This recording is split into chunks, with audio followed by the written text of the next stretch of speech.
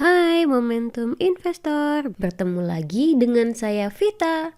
Kali ini kita akan membahas satu saham potensi bagger dengan cuan 100% yang termasuk dalam saham fast grower.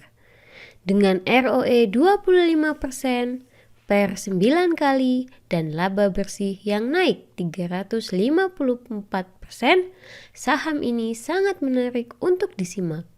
Langsung saja, ini adalah nama perusahaannya. PT MAP Aktif Adi Perkasa Tbk merupakan sebuah perusahaan publik di Indonesia yang bergerak di bidang retail.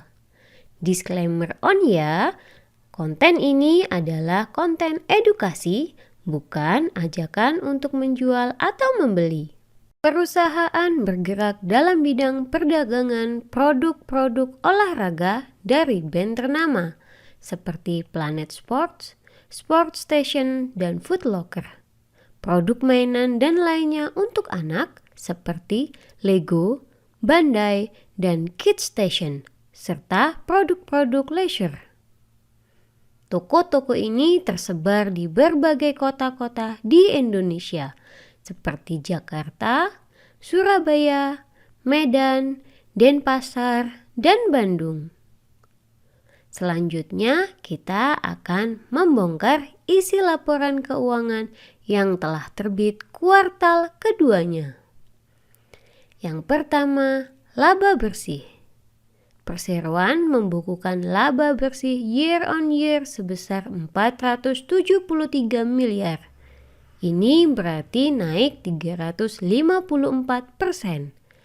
Cukup fantastis bagi retail, mengingat retail-retail yang lainnya masih terpuruk karena daya beli masyarakat yang belum pulih akibat inflasi.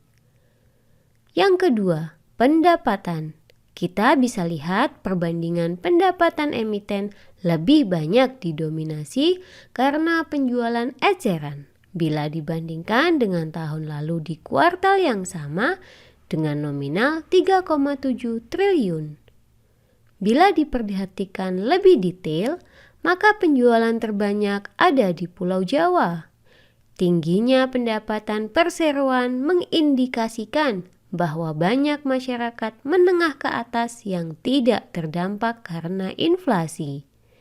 Ini karena perseroan menjual produk branded yang ditujukan untuk kalangan mampu. Yang ketiga, pertumbuhan EPS. Pertumbuhan EPS telah mencapai all-time high-nya di kuartal 2.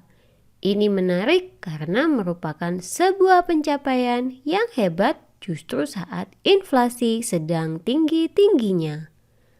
Yang keempat, pertumbuhan aset.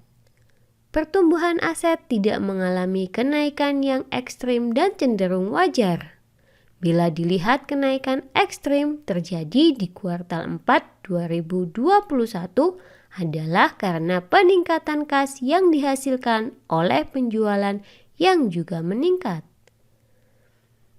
Yang kelima, analisa inventory. Pertumbuhan inventory cenderung kecil dibandingkan dengan tahun-tahun sebelumnya. Ini menandakan bahwa inventory masih sehat, tidak ada penumpukan yang berarti. Aset turnover pun efisien. 6.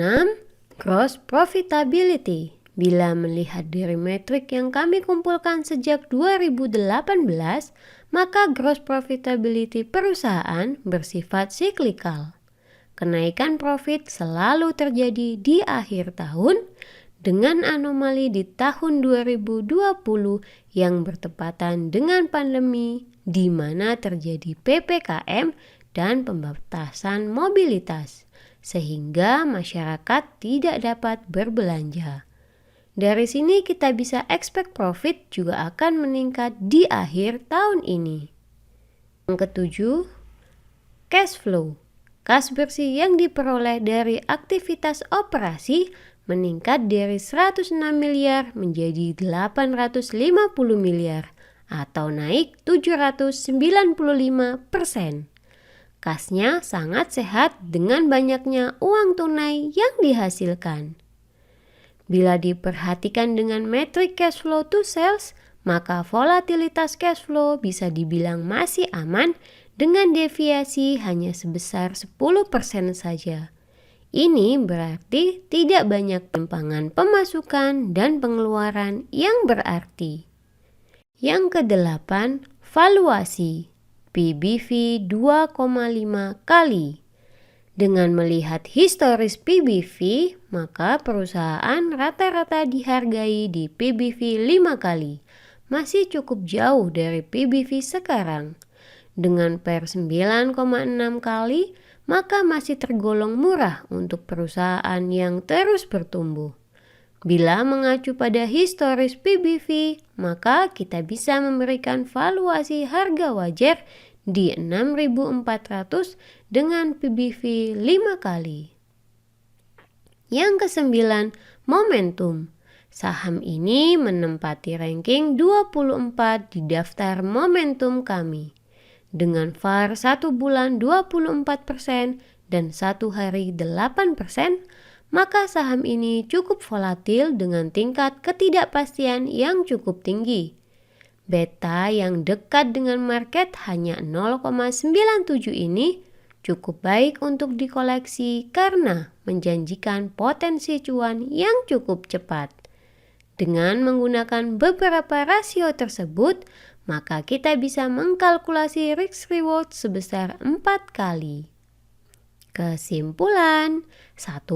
Perusahaan merupakan fast grower yang masih akan terus bertumbuh karena potensi ekspansi yang masih luas. 2. Tingkat profit yang sangat tinggi tidak dibarengi dengan harga saham yang masih belum mencapai all-time high-nya. 3. Valuasi tidak bisa dibilang murah, tapi masih di bawah kewajaran. Oleh karena ini merupakan saham fast grower, maka resiko bisa dibilang tinggi dengan return yang juga tinggi. 4. Kejar kereta masih sangat memungkinkan dengan margin of safety yang cukup memadai. Terima kasih sudah menonton video ini. Jangan lupa like and subscribe. Terima kasih. Bye.